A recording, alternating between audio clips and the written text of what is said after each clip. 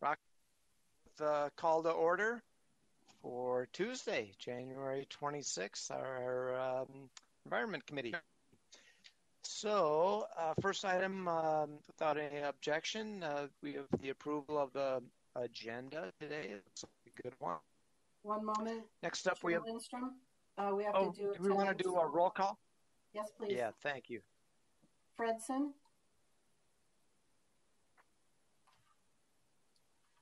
Councilmember Fredson. I was bringing up my agenda. I'm here. There you are. Great. Sterner. Here. Vento. I saw that she raised her hand, so she is present. Wolf. Here. Zarin. Present. And Lindstrom. Here as well. Thank you very much. Thank you. And that takes us to our minutes from January 12th, 2021. Is there a motion to approve those minutes? Wolf moves approval. In a second? Seconds. All right. Thank you, Council Member. Councilmember Sterner seconds. Roll call on that. Fredson. Aye. Sterner. Aye. Vento. Vento acknowledges aye. Wolf. Aye. Zarin. Aye. And Lindstrom. Aye. Thank you. Thank you. Nothing on our consent business agenda today, and 2 items on our non-consent business agenda. The first one I'm excited about, 2021-33. Adopt the facility plan for the Lake Minnetonka Area Regional Interceptor Improvements Project, which there are a ton of them over the next 5 years or so. Mr. Remus. Thank you, Mr. Chair. Good afternoon, everyone.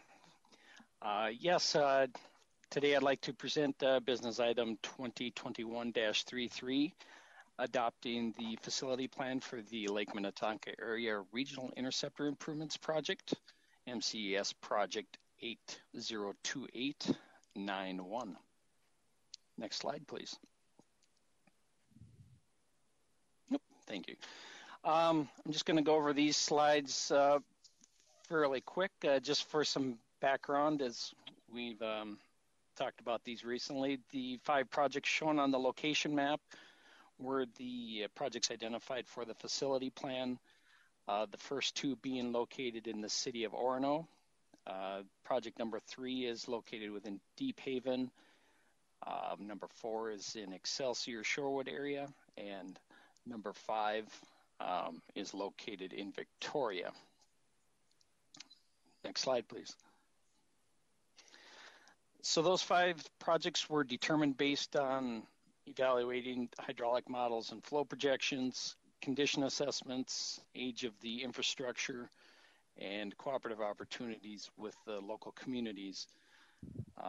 And those 5 projects identified ranged in types from rehabilitation, replacement of infrastructure, or realignment of the existing facilities into a new location. Next slide, please.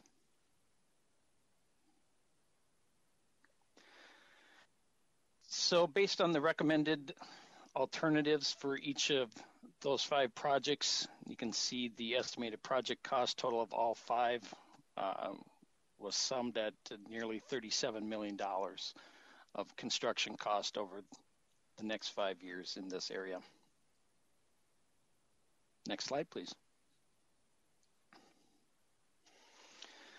So this is just a summary of the public process, and it started, we had 2 public information meetings to initially review the project with the local communities on October 6th.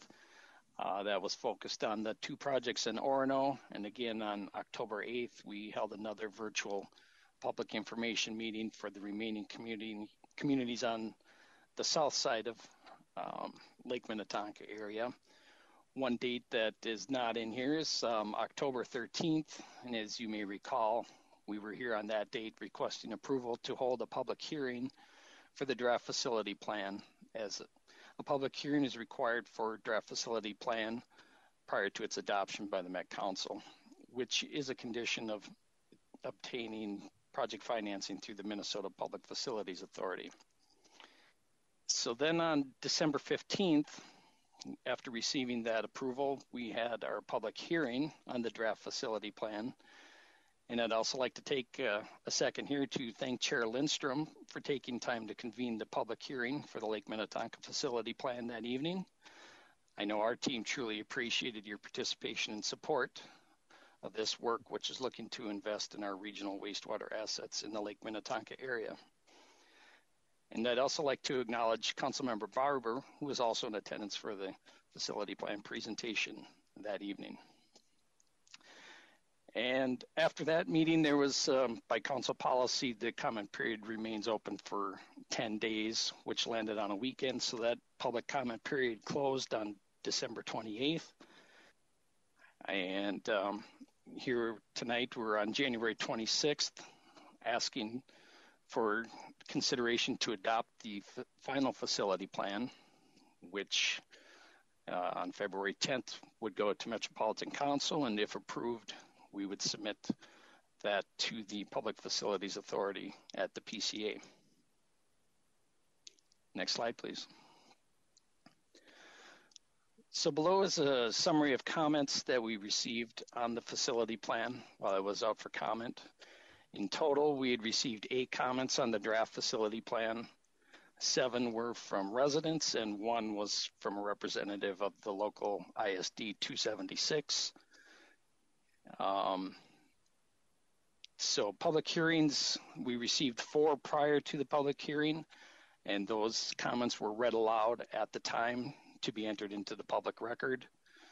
We did have 13 total attendees at the public hearing, and that ranged from residents, several officials from Hennepin County, council members, and also a local state senator from the local district. And let me just go through a few of these. A lot of these we received ahead of time, and we responded back to the resident directly if able to, or we answered. They were either in virtual or in chat the night of the public hearing, ranging from questions of definition of city work, size of station, kind of timing and schedules, building sizes. Some there on the L46, L49, there were several questions ranging from configuration to sight lines, and we advised of further design meetings with the neighborhood and other opportunities to discuss and consider other items with that.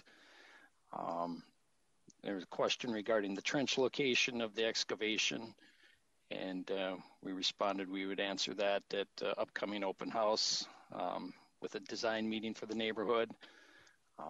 There was concern about if Chaska Road was impacted, which we responded there were no impacts to Chaska Road. And then there was a final request of how the hearing record could be accessed. And as you can see below, the facility plan materials and the public hearing summary are located at the website link in this slide here. Next slide, please.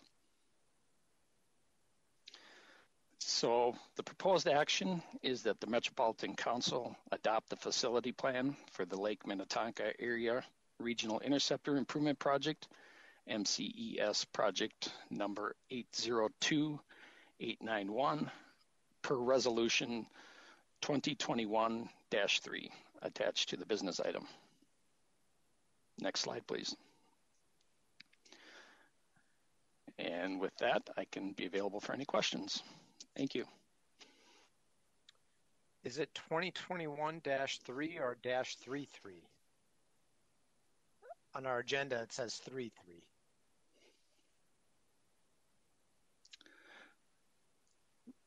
I don't know. Mr. Chair, Susan, would you? Yes, I can do that. Chair Lindstrom, the resolution number is 2021-3. There is a third page to the business item. which is the actual resolution. The business item number is 2021-33. Gotcha. Thank you. Is there a motion to move this forward? Or any questions that Wolf council moves members may have? approval. Is there a second?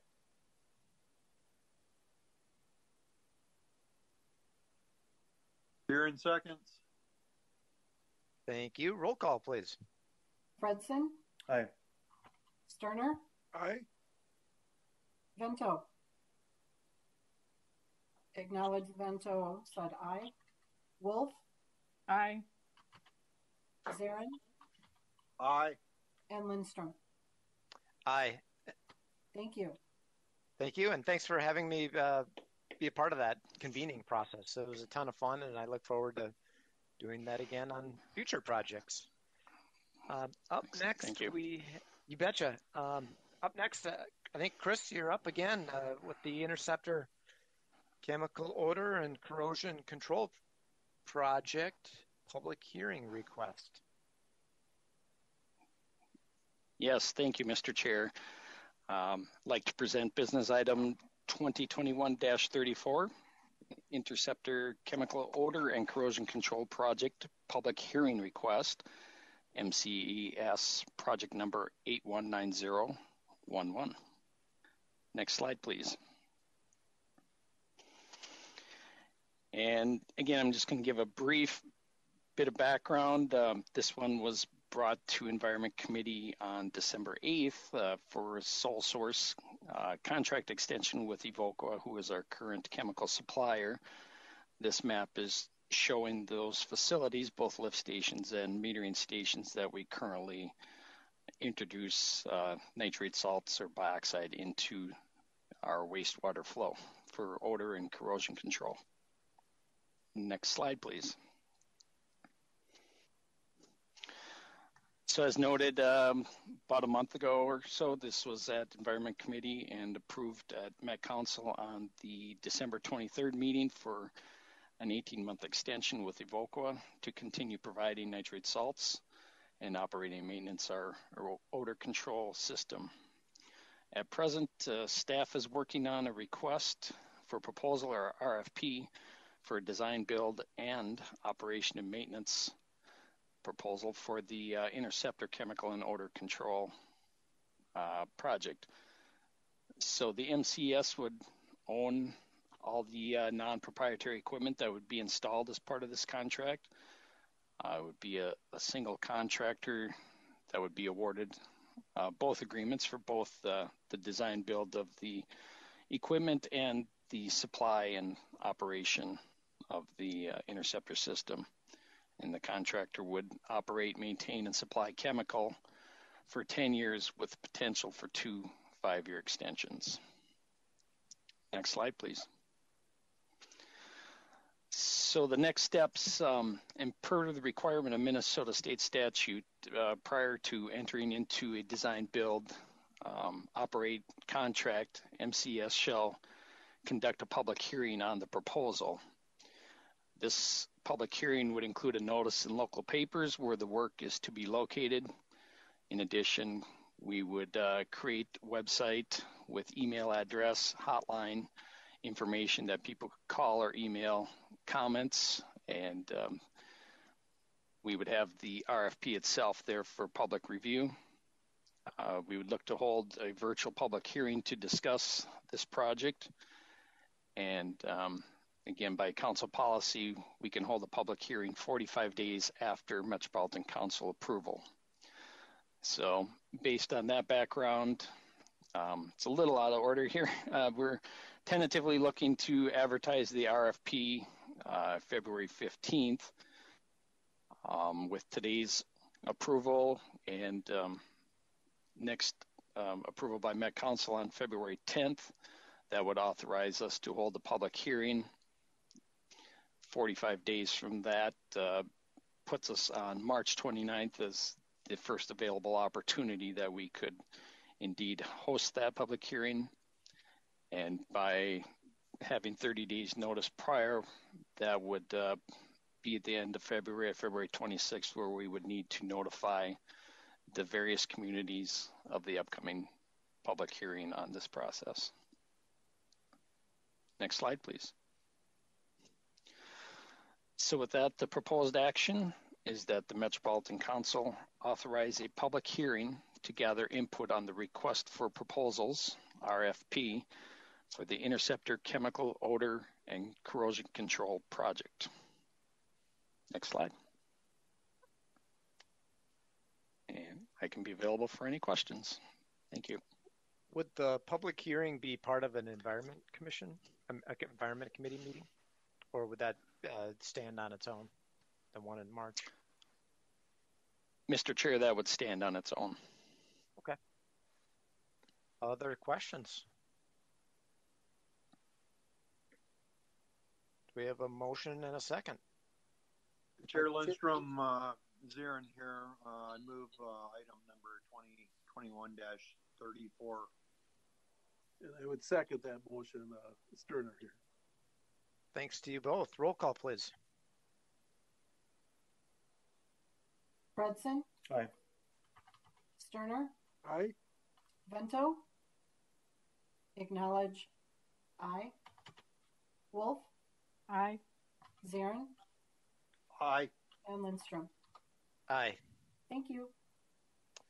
Thank you. That takes us to our one information item, which I heard this presentation or a similar presentation, I believe, a month or so ago, when this was delivered as part of a Environmental Protection Agency national webinar that they put on and invited us to participate in it because it's so amazing. And I thought that the Environment Committee should be aware of this really cool technology that we're utilizing. And so we've got a great team. So please take it away. Yes, thank you, Mr. Chair, committee members. Thanks for this opportunity to present today. Our team obviously proudly works for the Metropolitan Council Environmental Services, and my name is Scott Bowes. I manage the Training and Program Supervisor Unit for Environmental Services, Operations Support Services Department. After we introduce ourselves and our topics for today's presentation, I'm going to provide some definitions to the technology you'll be hearing about and seeing. Kim, please take an opportunity to introduce yourself and your presentation topics, if you would. Thank you, Scott. Mr. Chair, committee members. My name is Kim Borman Krinhop. I'm an assistant manager for the Performance, Excellence, and Analytics Department, and I'm going to be talking about why we are exploring these new technologies and how we anticipate they may benefit the Council. Thank you. And I guess next would be Todd or Tyler. Thank you, Scott. Mr. Chair and committee members, my name is Tyler Naughton. I am a business systems analyst that works in the Performance Excellence and Analytics groups. My presentation topics today are a little bit about what we're doing and how are we doing it, and then as well as how we are engaging our operations staff in this process. Thank you. And Todd. Mr. Chair, committee members, my name is Todd Tolkar. I'm an assistant business unit manager working out of the Empire plant down by Farmington, Minnesota, and I'll be showing you the demo at the end of presentation of what it is we've put together so far. Thank you, Todd. Mr. Chair, committee members, driven primarily through retirements, the last 12 years we have had hired approximately 120 wastewater treatment operators and interceptor service workers. Many of these employees have grown up with mobile devices and expect to use technology to learn and do their jobs. We believe the technology we are piloting and training methods we are using align with their preferred learning styles. Next slide, please. We'll be using some terminology in our presentation today regarding the technology we are speaking of, and therefore I will be taking a moment to provide you some definitions. Digital twin is something you'll be seeing today, and it's a digital replica of a living or non-living physical entity. Today, we will demo an example where we provide walkthroughs of our facilities to the training audience, such as new hires, allowing for virtual self-directed learning of the physical spaces at our 9 wastewater facilities and our interceptor facilities. In addition, augmented reality, many of you might have heard this term, is an interactive experience of a real-world environment where the objects that reside in the real world are enhanced by computer-generated perceptual information, sometimes across multiple sensory modalities, including visual, auditory, haptic, etc. We are piloting use of augmented reality technology whereby subject matter experts create digital step-by-step job aids, later utilized by another employee via a HoloLens 2 headset in the work environment to complete critical job tasks. Next slide, please. Mr. Chair and committee members, I'm turning this over to Kim Borman, and she's going to speak to you next. Thank you, Scott, Mr. Chair, committee members. With a retiring workforce, operators who have operated our plant for 25 plus years, they've often left with a great understanding of their plant, knowing where most valves were located and knowing what opening and closing each valve meant without using a drawing or a standard operating procedure to guide them. New operators need years of training to learn their craft and to reach that same capacity. Yet with the changing dynamics of the workforce, new operators coming in and incumbent operators retiring, and other operators transferring to more desired locations, these changes started presenting knowledge gaps in the workplace, such as shutting the wrong valve and minor incidences. As those who support wastewater operations, procedures, and training, our unit has been researching tools and methods to get new staff up and running faster. Guiding plant operators to a particular pipe or valve has been a significant and labor-intensive work for many staff at the council, including writers who author procedures, as well as engineers and drafters who over the years have created drawings and schematics for the many miles of pipelines at the council's 9 wastewater treatment plants. But with the added complexity of plant expansions and equipment updates to our 9 ever-changing plants, keeping drawings and procedures up to date is a significant feat and one that isn't easily sustainable. So if you look at the SOP that's sitting on the PowerPoint slide, imagine the time it takes to orient a user to a task by writing these steps and taking photos and marking them up. We were looking for a more immersive type of training.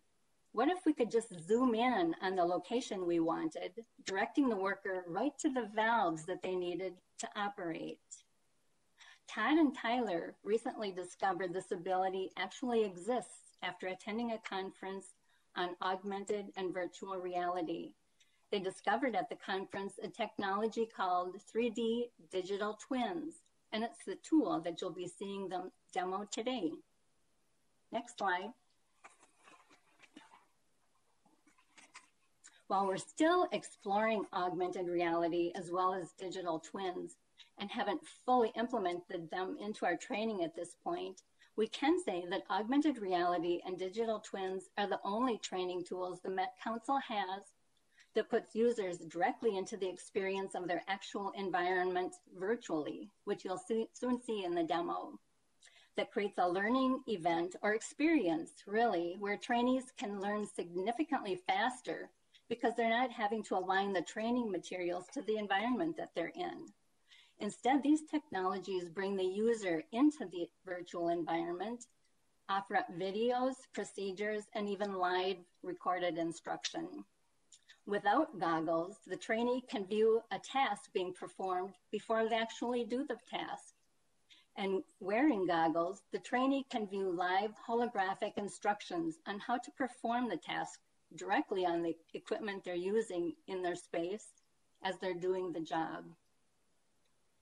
Augmented reality is a technology that we're currently prototyping, but we won't be demonstrating this today. These trainings provide consistency of instructor-led training to every trainee and can be used by an operator training another operator, and can save time by not going to the actual locations where the environment may not be conducive to training. Trainees can also browse 3D scans and digital twins online on their own, which offers added learning opportunities for their own just-in-time training. These methodologies are easy to use and easy to author. Digital twins provide value to other source areas of the council than just for operation, which makes them a versatile source of training. And lastly, these technologies save us time by not having to describe how to get an operator to a particular equipment, pipe, and valve, like we've spent years trying to do with photos, maps, and steps. So let's see what these tools are all about. Todd and Tyler have done a remarkable job of researching and working across many groups to bring these tools to the council. I hope you enjoy seeing their demo, as well as seeing a pathway into the future. Thank you.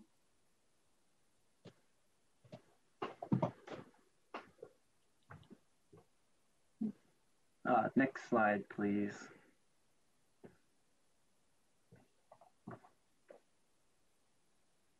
Thank you, Kim.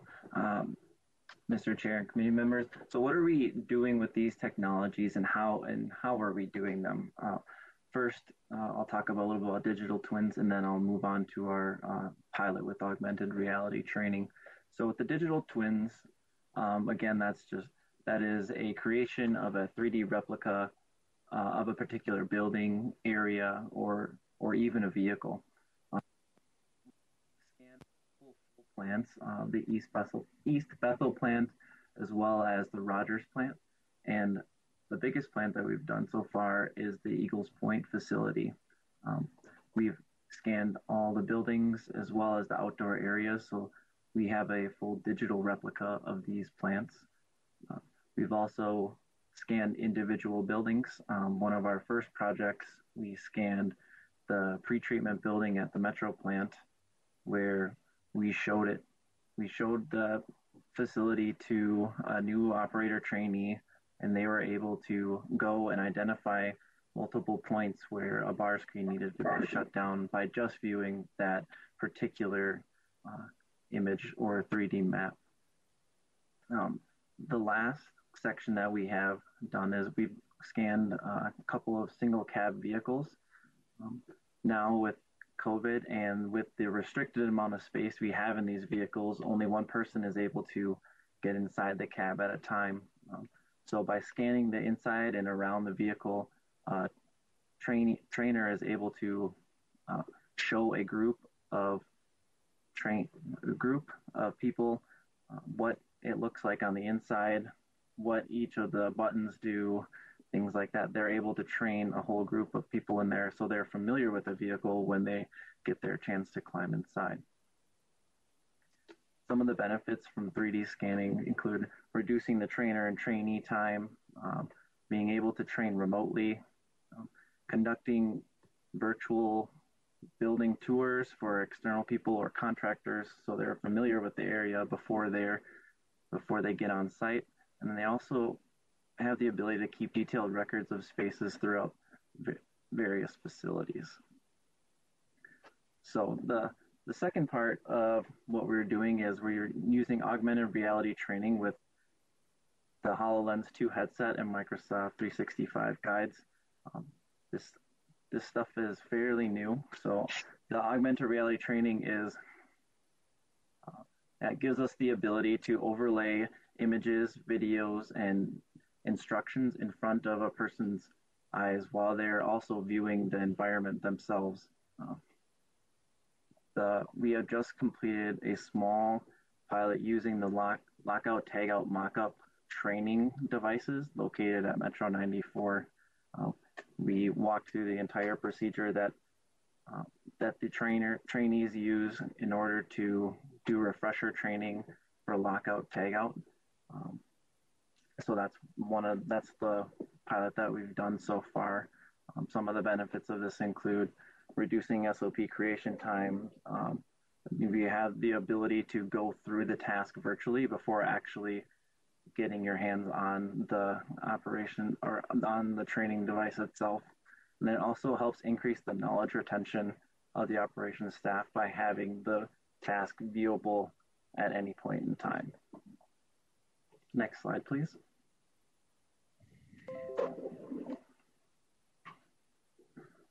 So how are we involving our operations staff? They were involved in the initial pilot of the augmented reality training. So we tested this technology out over a year ago with an operator in the pre-treatment environment where they used the HoloLens headset. We walked around the building and figured out how to shut down a bar screen. We then showed that to a new operator trainee where they viewed the space and the procedure, and that trainee was able to walk us to each location and successfully shut down the bar screen. We also have been utilizing them to name certain equipment in scanned areas, so that way important information is called out on these 3D and digital twins. They're also helping us test out these procedures and the tours for areas virtually.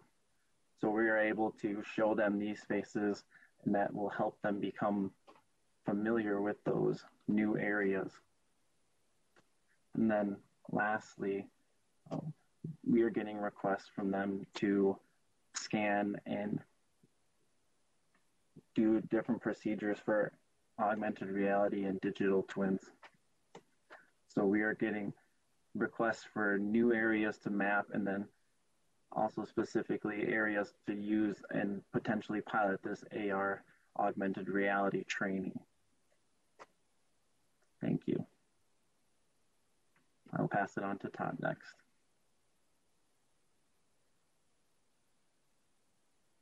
If you go to the next slide, please. Mr. Chair, committee members, I'm going to show you a demo of what we've actually put together here. I'm going to show you Eagles Point Wastewater Treatment Plant, a video SOP and vehicle mapping that we use for training. So the video SOP, I always say when people are at home and they want to learn something, nobody goes to their computer and looks up a PDF. Everybody goes to YouTube and they want to watch a video of how to do it. So we're trying to catch up to the way people are naturally learning themselves. And when you're looking at these walkthroughs, some of the use cases that we have for them, if you can try and think about it as we're looking at it, is we want to virtually meet in the location. We have 9 plants. Not everybody can be at the plant at the same time. Travel takes time, costs money. So if we can meet at the location virtually, we can save everybody's time. We're doing maintenance, if we're doing construction projects, if we're doing site or building tours, before and after inspections, just planning, training. So there's a ton of uses that we can do with this. So I'm going to stop sharing the video of me and share the video of my screen so we don't run into bandwidth issues. And I am going to share my desktop with you all. So this is a dollhouse view of our Eagles Point wastewater treatment plant in Cottage Grove. So when it looks like this, it doesn't look like a lot, but this is pretty much the entire plant. I'll make this a full screen so you can see it a little better, and we can hop in. And I'll bring us right into the reception area here. Now, if you've ever seen maybe a walkthrough of a house that's for sale, this is the technology that they use for that. We're just using it in a little bit different way. From here, you can move throughout the entire plant, or you can exit back out into the dollhouse view, and you can jump into anywhere you wanted. So let's say we were going to have a meeting to discuss what's going on in our sludge loadout building. We could go right into this building, point to things, talk about what's going on. We can go up to the second floor of the building. We can look at control panels and see everything. So this can bring everybody to this location all at the same time without having to travel there. We go back out into the dollhouse. The SOP that Kim showed earlier, if we wanted to go to that spot in this walkthrough, this was the area that was in the SOP that she was showing. So if you were to talk to somebody, show them this, point stuff out. To me, much better than looking at a PDF or a Word document on your computer. Much more interactive. You can see, too, we add tags. Some of these are a little hard to see, where we can label all the buildings. We didn't add a ton of tags into this one because we didn't want to clutter it up too much. But it allows us to then create what I'm going to show you next. So let me exit out of here. I'm going to show you a video. So this is a video walkthrough, and there's no sound on the video. It's showing you the areas of the plant that you're going to need to go to grab samples. So here we're going to start out in the admin building, and we're going to grab our bottles. And at this point, I speed the video up. If I did it at real time, it would just take too long to walk through the plant to get to all these places. But if you're a new operator at this plant, you know how to do the samples, you just don't know at this plant, you can watch this video, bring it with you on an iPad, walk through the plant, get to the locations that you need to get to, and when you get to these locations, and then we show you exactly how to take the water sample out of that location. So this video will walk through both the influent and the effluent water samples. That's where the water comes into the plant and the water leaves the plant. How to take the samples and then back to the lab where you then analyze those samples. So these are the video SOPs that I'm talking about. When people are at home, this is what they want to look up to see how things are done. So we're trying to create these for the people in the plants. So I'll pause that video there. And then the trucks. So I really like this one. Here you're looking at one of our trucks. We can hop inside it. Especially with COVID now, you can see this truck seats one person. So to get a person into this truck, a trainer in the truck with them, and to show them where everything is, pretty cramped space. Here, you can see we have the tags on these things, so people can look at this on their own. We can bring this up in a room where everyone's at their own computer. We can show them everything that's in the truck, so we can really minimize the amount of time in the truck where we have two people up there pointing at stuff. We can link externally to videos. I don't know how well this video will start playing, but here's an overview of this truck so the person can sit and watch the video of the truck also. We can then step out of the truck, down to the floor, and we can do our walk around inspection, show everybody what they need to look through as they walk around the truck, all while everyone's sitting at their own computer separately. So instead of training one person at a time inside that cab, you can train a half a dozen people at a time. So this is what we put together so far. I can stop sharing and we can go back to the presentation.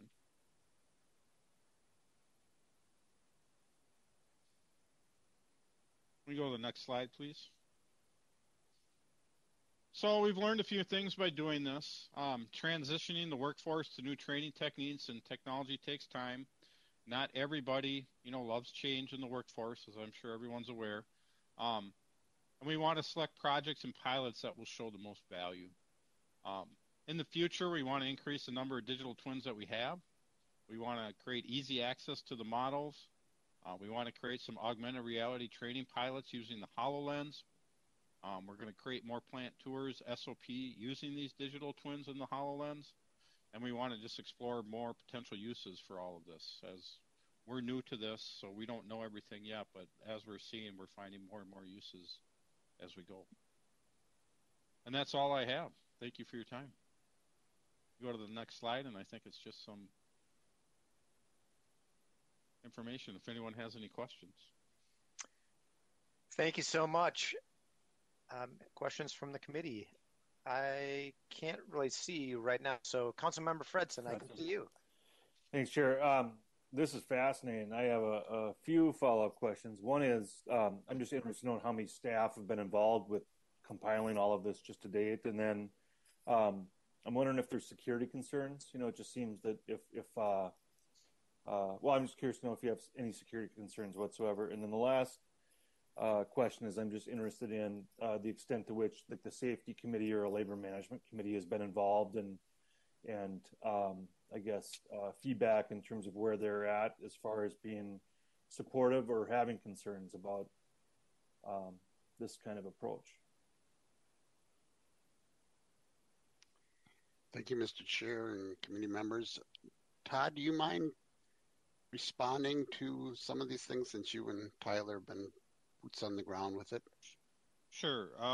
Mr. Chair, committee members, to address the security concerns, as of right now, all these spaces that we're creating are set as private. You need a password to get into these, and we're limiting the number of people that have access to them. We do have a group under Ricky's group. They're working. We have what's called API tokens with the company, and they're setting up links internally to us. So you click on the link if you're on MetNet, and it will bring you to this, and it'll fill in the password in the background. If you're not on MetNet, you can't get to it, just like anything else that we have on MetNet here at the council. Yes, we've involved safety in this. They are getting involved with it. They like the technology. They've already found at least one use case where they wanted a site scan for themselves to do an investigation.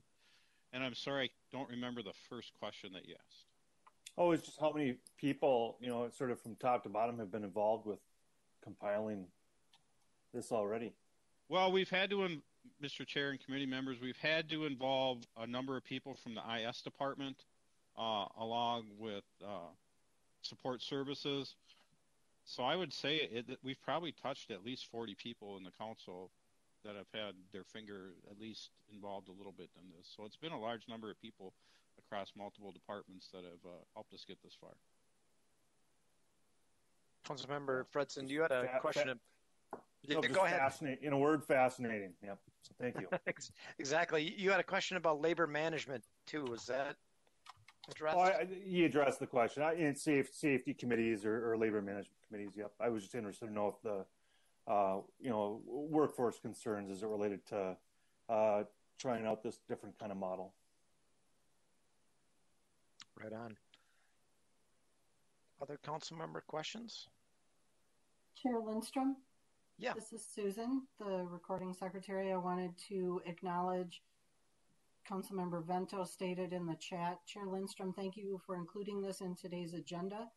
It was a thorough and interesting as the great presentation given to the EPA. Kudos to all. Agreed.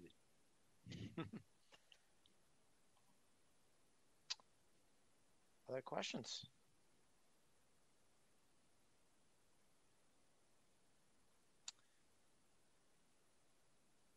Well, again, thank you very much. Scott, Kim, Tyler, Todd, you hit it out of the park. Well done. I thought it was fascinating the first time I heard it. It was equally fascinating the second time I heard it. And I'm pleased that we're moving forward with the 21st century, right? As you said at the beginning of this presentation, a lot of the folks being trained are totally used to augmented reality and digital twins and all other technology things, and so I'm glad we're there. Thank you, and that takes us to our last item, the general manager's report. Lisa, hello. Hello. I am going to be brief tonight. I have a bit of news to share about an appointment at EPA, someone that we've been working with on water challenges, including equity and climate change. And I bet Wendy Wolf will remember her from back in 2018 when the council co-hosted the One Water Summit with the U.S. Water Alliance. Radhika Fox, who's been a passionate leader for sustainable water and and water equity with the U.S. Water Alliance, has been sworn in this week as the new principal deputy assistant administrator in the Office of Water with EPA. Initially, she will be the acting assistant administrator, which is a vacant position. Radhika's a real big systems thinker and the kind of thinking that I think we need for the challenges that we face. So I'm really hopeful and looking forward to see what things will unfold. And it's nice to know somebody in that office who you have a little sense of where they might be coming from as they try to bring about some positive change and accomplish some important things. And I know that many of you have been strong advocates for climate change actions and energy and all those kinds of things. So I think this is going to be some good years ahead in terms of trying to accomplish good things. And what was her role with One Water? She was the CEO, and I think she had been there since about 2014. She'd been with the San Francisco Public Utilities before that. Great. Very good. Like you said, it's good to know people in high places. And with that, that's a wrap. Unless there's other items that any council member has. Okay. Thank you, everybody.